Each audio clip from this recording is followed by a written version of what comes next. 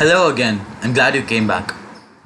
Before we learn to write programs, we'll need to learn how programming works, and that's what I'll be teaching you in this video. The first thing you need to do is write a program. In order to do this, you'll need a place in which you can write your program. You can write your program in any basic text editor that comes preloaded with your computer, like Notepad or WordPad. Now once your program is ready, you'll need to somehow translate it into ones and zeros so that your computer can understand what you want it to do. To do this, we use something called a compiler, which translates your program into ones and zeros. Now once your program is compiled, your computer will then execute it, which means it will carry out all the instructions that you've laid down in your program.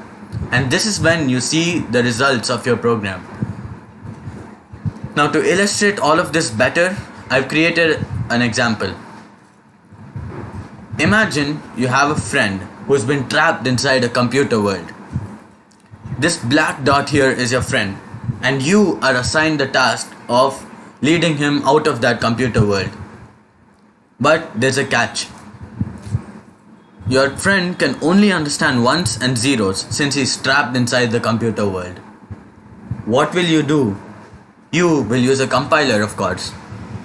Now at the right side here, I've simulated a text editor, but I've simplified things a lot here. We don't need to write any program. All we have to do is choose from these 4 commands, either to move forward, backward, right or left, in order to make this very simple for you to understand with no programming knowledge.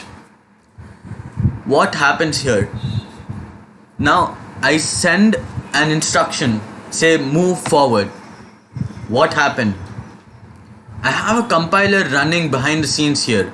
So as soon as I click move forward, the compiler comes into action. It analyzes what input I've given and then translates it into ones and zeros and sends it over to my friend here. My friend then executes the program by moving forward.